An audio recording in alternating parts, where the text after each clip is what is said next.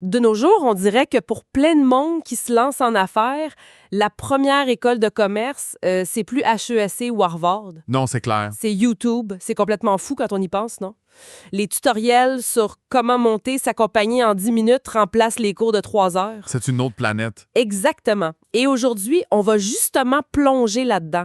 Notre mission, c'est de décortiquer les différences, les pièges, les opportunités quand on démarre au Québec versus aux États-Unis.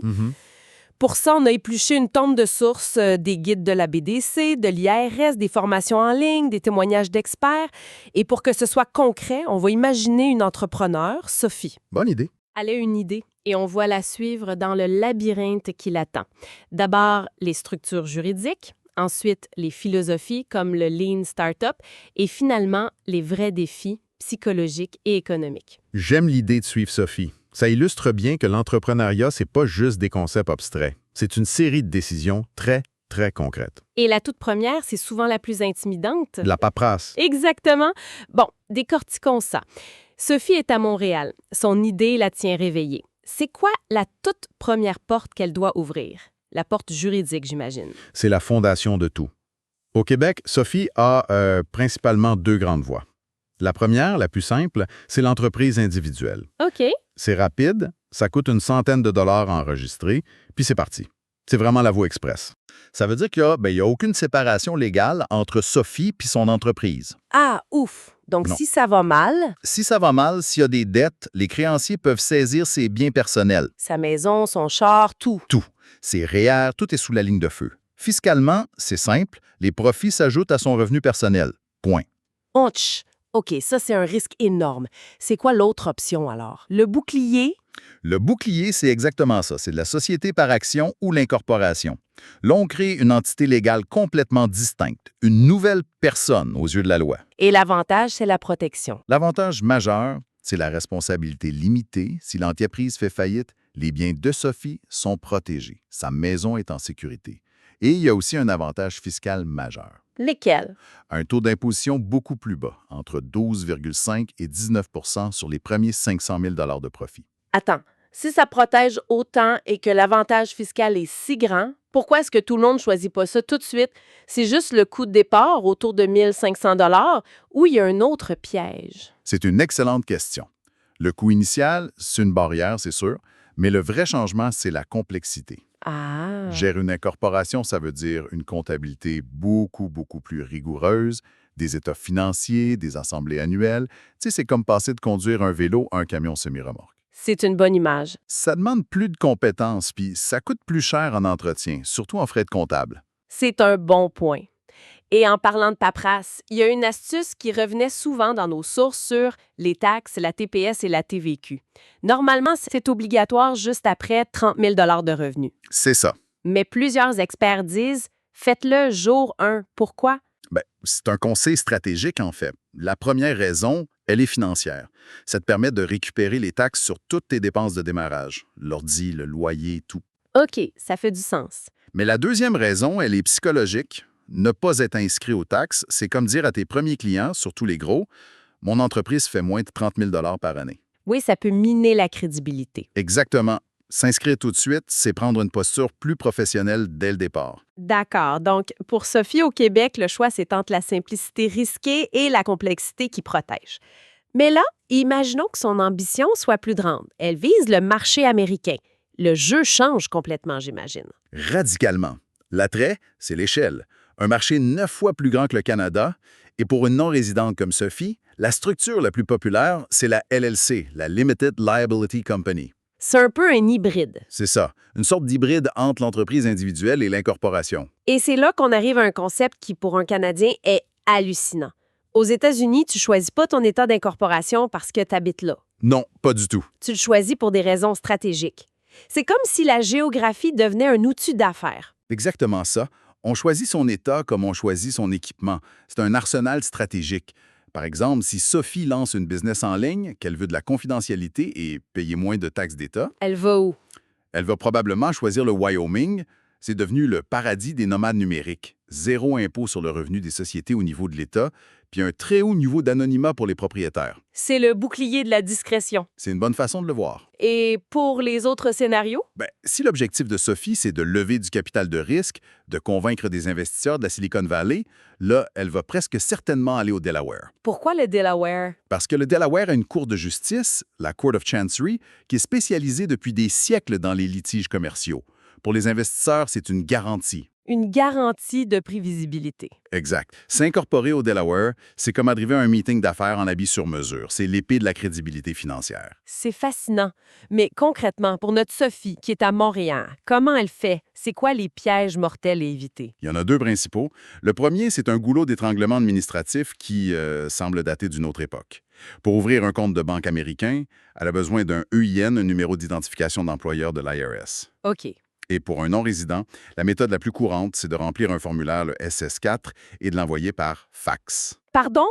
Un fax en 2026? Oui, un fax. Et ça peut prendre des semaines, voire des mois pour recevoir le numéro. C'est une attente qui peut complètement paralyser un démarrage. C'est fou. Et le deuxième piège? Le deuxième est encore plus dangereux. C'est un formulaire qui s'appelle le 5472. C'est une déclaration obligatoire pour les LLC détenus par des étrangers. D'accord. C'est facile à oublier quand tu es dans le jus du lancement. Le problème, c'est que l'amende pour ne pas le déposer, c'est pas une petite tape sur les doigts, c'est 25 000 américains. 25 000 juste pour un formulaire oublié. Ce n'est pas une amende, c'est une mise à mort pour une start-up. C'est un piège mortel pour les non-initiés, c'est clair. Ça montre que le marché américain offre une échelle immense, mais la complexité et les conséquences sont tout aussi immenses. OK, on voit que la paperasse, c'est complexe. Mais une fois que la coquille illégale est en place, il faut la remplir. Et c'est là que la philosophie de démarrage, comme le fameux Lean Startup, devient cruciale. Ça s'oppose au vieux modèle du plan d'affaires de 50 pages. Que personne ne lit jamais. Exactement. C'est un changement de paradigme complet.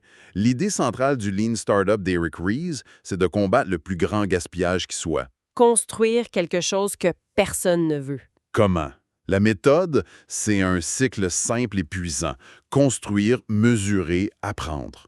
Tu construis une version minimale de ton idée, tu mesures la réaction de vrais clients, puis t'apprends de ces données pour ajuster le tir. Le mantra, c'est « sors de ton bureau ». Et c'est là qu'on l'entend parler du MVP, le produit minimal viable.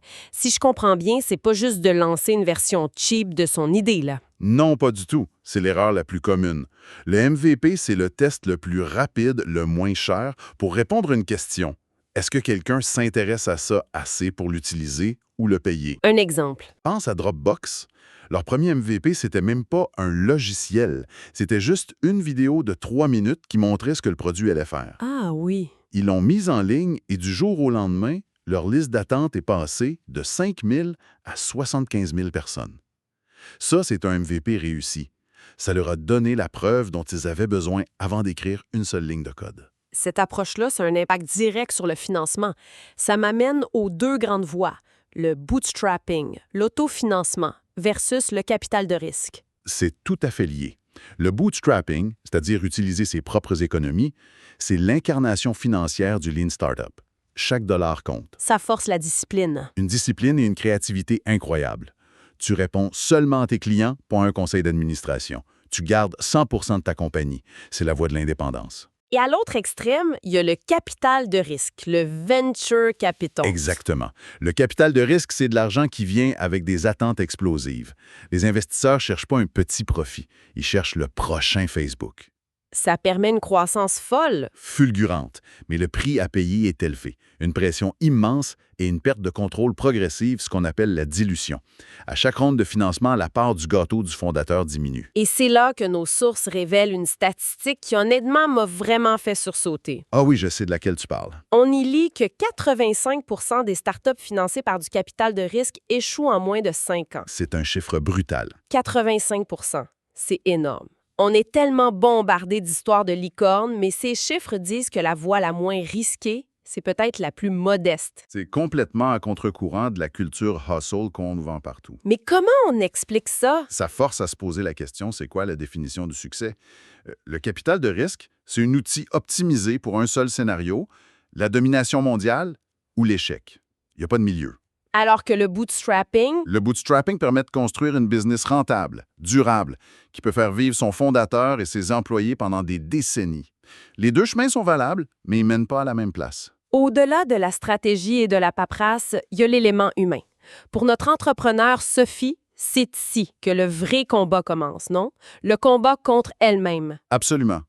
Les sources décrivent ça comme une bataille contre notre propre cerveau. Notre système limbique, la partie la plus primitive de notre cerveau, est programmé pour la sécurité, la routine, Le confort. le confort. Exact. Et l'entrepreneuriat, c'est l'exact opposé. C'est choisir l'incertitude au quotidien. C'est un acte d'audace qui va contre notre câblage biologique. Il y a une métaphore dans les textes que j'ai trouvée très, très parlante. Laquelle? Celle des cailloux dans les chaussures. Ah oui, c'est tellement ça, c'est une image puissante. Les grands défis, on les voit venir. Mais ce qui tue à petit feu, c'est les dizaines de petits problèmes non résolus du quotidien. Comme quoi? Le logiciel de facturation qui bug, le processus d'embauche qui n'est pas clair. Chaque caillou semble anodin, mais à force d'en accumuler, on n'a plus l'énergie pour avancer. C'est l'usure. C'est ça. Je parlais à un fondateur qui passait 30 minutes chaque jour à se battre avec son système de paie. 30 minutes, ça semble peu, mais sur un an, c'est l'équivalent de 3 semaines de travail perdu en pure frustration. Et il y a un autre danger qui semble paradoxal, c'est le risque de la croissance elle-même. On pense que la croissance, c'est toujours bon. C'est une des plus grandes illusions. Une croissance trop rapide peut être aussi fatale qu'une absence de croissance. Si les ventes explosent, mais que les systèmes internes ne suivent pas, La comptabilité, le service client, la logistique, c'est l'implosion garantie. Tu es tellement pris dans le feu de l'action à livrer que tu te rends pas compte que chaque vente te fait perdre de l'argent. la croissance peut consumer la rentabilité. Et la santé mentale de l'équipe. Alors, si on prend un peu de recul, qu'est-ce que ça veut dire économiquement de démarrer au Québec versus aux États-Unis? Bien, l'analyse comparative montre des différences structurelles profondes. Le premier point, c'est la productivité. Le Québec traîne un déficit de productivité. C'est-à-dire? Une entreprise traditionnelle québécoise génère en moyenne 55 par heure travaillée. Une entreprise techno, c'est plus de 80 . Une des raisons souvent citées dans nos sources, c'est une culture d'investissement plus frileuse, plus d'aversion au risque ici. Et pour l'entrepreneur, au niveau des coûts et des avantages de chaque système? C'est un jeu de vase communicant. Créer une société, c'est généralement moins cher au Canada. Mais la charge administrative, la conformité, est perçue comme très lourde. Et aux États-Unis? Le vrai mur pour une petite entreprise, c'est les coûts astronomiques de l'assurance santé pour les employés. Et sur ce point, le système public canadien offre un filet de sécurité immense. C'est un avantage compétitif caché. Exactement. Sophie peut se lancer sans avoir la peur au ventre de perdre sa couverture médicale. Il y a un dernier point, un éléphant dans la pièce pour toute entreprise canadienne, notre dépendance économique. C'est un facteur d'incertitude permanent. 75 de nos exportations vont aux États-Unis. La moindre rumeur de protectionnisme à Washington peut faire trembler des pans entiers de notre économie. Comme l'aluminium ou l'automobile. C'est ça. Ça force nos entreprises à être agiles, mais c'est un défi constant. Fait que si on fait le bilan là, pour Sophie, d'un côté le Québec, un environnement plus encadré, un filet de sécurité sociale, un terrain plus sûr pour commencer. De l'autre, les États-Unis, une échelle de marché inégalée, un accès au capital plus agressif, mais avec une complexité et des risques beaucoup plus élevés. Je pense que la conclusion, c'est que l'entrepreneur de 2026 doit être ce que les sources appellent un leader-chercheur. Quelqu'un qui a la rigueur de gérer la complexité, mais aussi l'agilité d'un scientifique qui teste constamment ses hypothèses. Et il y a un nouvel outil qui change tout. L'intelligence artificielle. On voit l'émergence des tiny teams, des toutes petites équipes de 2, 3 personnes qui, grâce à l'IA, peuvent accomplir ce qui nécessitait des dizaines d'employés avant. C'est une perspective fascinante. Pour finir, j'aimerais laisser notre auditoire avec une pensée un peu provocatrice, inspirée des lectures. Vas-y. Les sources mentionnent une tendance qui grandit, le repreneuriat, la reprise d'entreprises qui existent déjà. Alors que tout le monde est obsédé par la création de la prochaine nouveauté. Partir de zéro. Oui, partir de zéro, ça nous amène à une question, je trouve. Mhm. Dans un monde où 30 choses sont créées chaque jour, est-ce que l'acte entrepreneurial le plus audacieux, finalement? Ben, le plus nécessaire, peut-être. Exactement. Le plus nécessaire, ce serait pas de s'assurer que ce qui a déjà de la valeur puisse juste continuer d'exister et de prospérer. C'est une bonne réflexion à avoir.